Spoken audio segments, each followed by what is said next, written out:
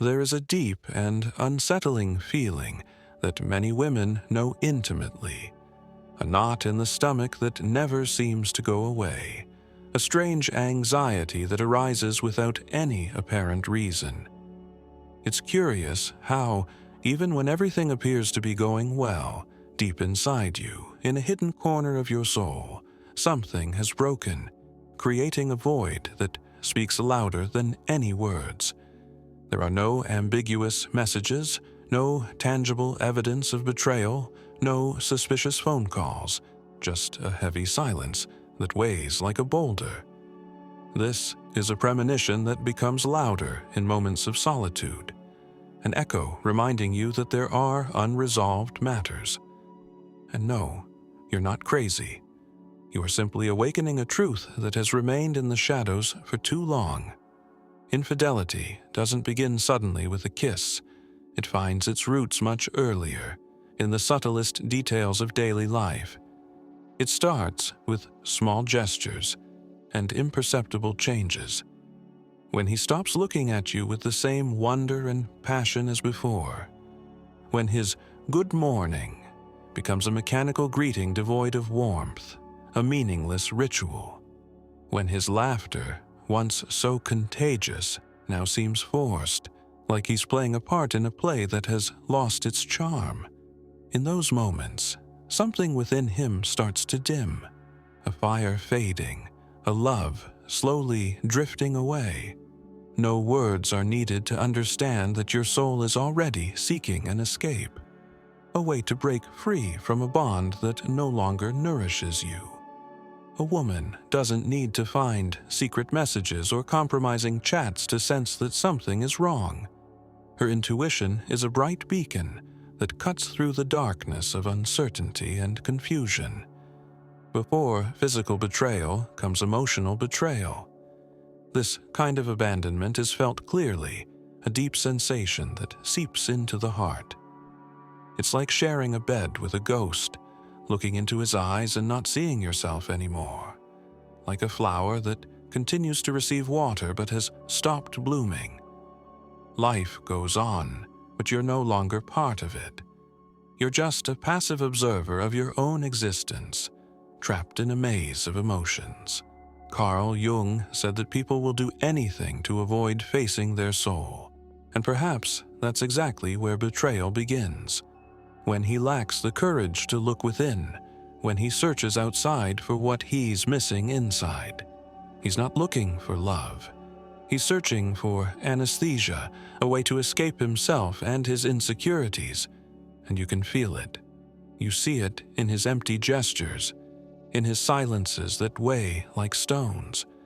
He no longer asks how you are, yet expects you to be there, as if nothing has changed. Your devotion remains, but his presence fades like smoke in the air. And when you try to express your feelings, he silences you. He tells you that you're exaggerating, that you're paranoid. That's when the most insidious manipulation begins, the kind that makes you doubt yourself, your sensations, your emotions. But the truth is that your intuition never lies. What you feel is real and tangible. It's not madness, it's pure awareness. It's your heart sensing that love no longer vibrates like it once did, that the melody of your shared life is losing its rhythm. It hurts. Oh, how it hurts. Because you keep believing, while he has stopped believing even in the truth. Emotional infidelity is a silent and deceitful betrayal, an absent presence that shows up in the little things. It's being there in body but not in soul, a distance masked by fatigue and routine. Every gesture, every word becomes part of a daily performance where the only audience is you, trapped in your pain and confusion. And while he continues to pretend, you hold on to hope. You hope he'll become who he once was, that the love you shared will return. But that before no longer exists, because when the soul leaves the body, it only stays out of habit. And you can feel it. You notice when he replies without looking at you, when he listens without truly hearing, when his "I love you" sounds like a recycled phrase, devoid of passion and meaning. The house is the same, the bed is the same, yet you feel alone, more alone with him than without him. And in that moment, you start wondering if the problem is you. But no, you are not the problem. The issue is a broken connection he doesn't have the courage to face. He stays, but he's not present. He speaks, but doesn't communicate. He touches you, but doesn't feel you. And your soul empties itself day by day, leaving behind only a shell of who you once were. Small changes start to become noticeable. The phone he now guards like a secret, the changed passwords, the deleted messages. He accuses you of being controlling, makes you feel inadequate. But if there was truly nothing to hide, why the constant defense? Your mind fills with questions and doubts, while your heart fills with sadness and a sense of helplessness. Even sex changes. It becomes cold or excessive, distant or suddenly intense, but lacking tenderness. Just a script played out to keep up appearances, and you feel the loneliness even in your skin, because there's nothing more devastating than being touched without truly being felt. This kind of isolation seeps into every part of your life, a wound that never quite heals. Then come the fights over trivial things, the provocations. Any excuse becomes good enough to create distance, to push you further away.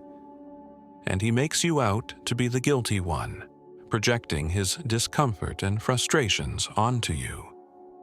He turns you into the needy one, the jealous one, the toxic one, while you exhaust yourself trying to save something he already abandoned. Every attempt to communicate becomes a battlefield, every word a double-edged sword, an insurmountable obstacle. The truth: when a man cheats, the process begins long before the physical act.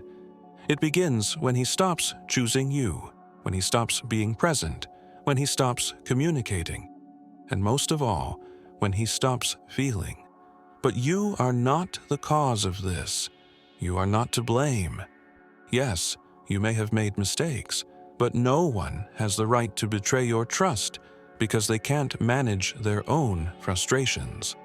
An emotionally mature man faces difficulties. He doesn't run. He speaks. He doesn't deceive. He chooses. He doesn't pretend. Being faithful doesn't just mean not having relations with someone else. It means being present, every day, choosing to stay, not out of habit, but out of love. That is the true meaning of fidelity. A deep commitment to being there for each other, to building a bond that doesn't shatter at the first sign of trouble. If you feel that something is broken, it's because it already is. And the sooner you accept that reality, the sooner you can decide whether to stay and beg for crumbs of affection or rise with dignity and walk toward your peace. Because you weren't born to beg for love. You were born to live it, fully, authentically, freely. Love shouldn't be a struggle. It should be a harmonious dance. Listen to your body. Listen to your intuition. Because the soul perceives long before the mind can understand. And the truth, even if painful, is always kinder than the lie. Every woman who chooses to listen to her inner voice begins a journey toward freedom, toward a life where she deserves to be loved genuinely and sincerely, a life where love is a refuge, not a prison. And so, as you embark on this journey of discovery and rediscovery, remember that your strength lies in your ability to recognize your worth. You are not alone in this struggle.